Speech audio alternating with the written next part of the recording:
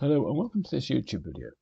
This one covers American and British history on a circular walk in the vicinity of Horsham in West Sussex. West Sussex itself has a very interesting history, from Romans and Normans and Tudors and everything up to the present day, even including American history, which we'll find out later. This circular route has information provided by Horsham Museum, www.horshammuseum.org. It's titled New Beginnings. It starts and ends at the Celsius pub in Coolham and goes for about 4 miles. I did it over 2 days due to the weather, so it's not quite circular the way I did it, but if you went onto the website for Horsham Museum, you will see the route is of a circular nature. Leaving the Celsius, you cross the road and continue for a mile along A272, and at the first corner you turn left and you come down to the Blue Idol Quaker Meeting House, down Old House Lane. The Blue Idol is probably half a mile down that road. It's a private road, so not too busy, and the Blue Idol is on your left, set back from the road. The building was built in 1580. It was originally called Little Slatters. The house and land was subsequently purchased by William Penn and others as a Quaker meeting house more than 300 years ago. Why name the Blue Idol? Possibly because it was painted with a blue wash and left empty or idle from 1793 to 1869. William Penn is famous for founding the city of Philadelphia in the state that became Pennsylvania, but he also founded and was named after it. William Penn lived for a while at Warminghurst Place near Ashington, and he wrote the democratic principles for the Pennsylvania frame of government in 1682, and this served as inspiration for the Constitution of the United States, signed in 1787.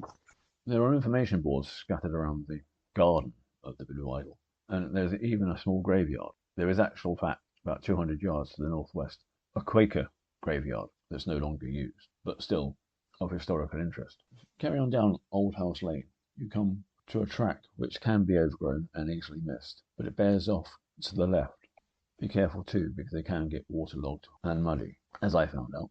This lane brings you up to and through Sprouts Farm, which brings you onto Sprouts Lane, which eventually leads to a crossroads on the B2139 Thacombe Road. Go straight across and you come to Sawslands Lane, and about 20 yards in on the left is a gate. This is at the bottom end of the north-south runway of Coolham Airfield, one of many temporary airfields, or advanced landing grounds as they were known, built on the southeast, Kent, East Sussex, West Sussex and Hampshire, ready to assist with the D-Day landings and invasion of Europe in May 1944. At this bottom end of the field, there is a brick structure which sits above the fuel tanks for the airfield, and as such, the farmer has chosen not to farm this particular area. The building itself is quite nondescript, but it's suspected that it was where the pumping mechanism for the fuel was housed. A few hundred yards along Sawslands Lane, you come to Barnhouse Farm. There are 3 stalls in quick succession that you encounter. The first is to the right before the entrance to the farm, then walk across the field for 50 yards, and the second stall is on the left. The third stall is then ahead.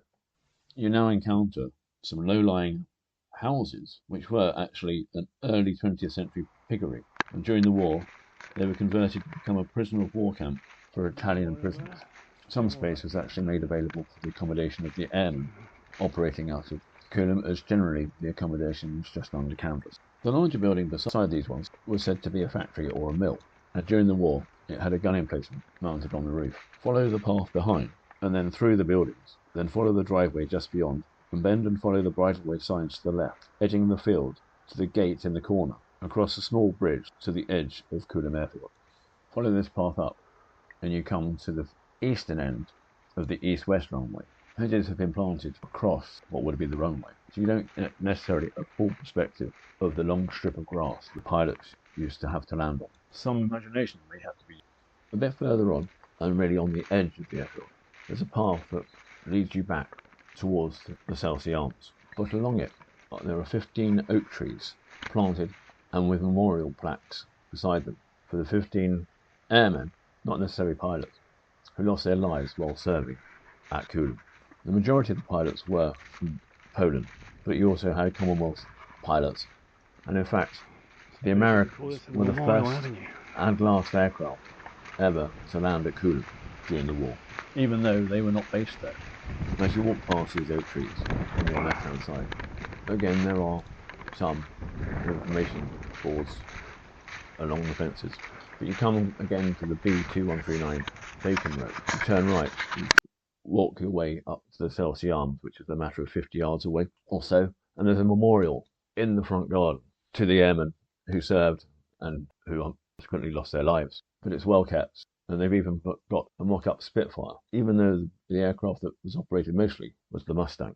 The Chelsea Arms pub serves refreshments, but also has mementos from the airfield, and also mementos from times of smugglers, like a spinning wheel to allocate who gets the contraband, and an unusual thing of a turn-spit dog wheel, where, as the name suggests, a dog would sit in this wheel and run like a hamster, and the wheel would be linked to a chain and turn a spits over the fire. It is said that William Penn's wife Hannah wrote to England asking for one that her turnspits in America. There is a dedicated video about Coolham Airfield on the channel, so please go and watch that if you'd like more information. Thank you very much for watching. I know it's a bit ad hoc, but I will endeavour to get them more regularly posted. Please like and subscribe, and I'll be speaking to you on the next one.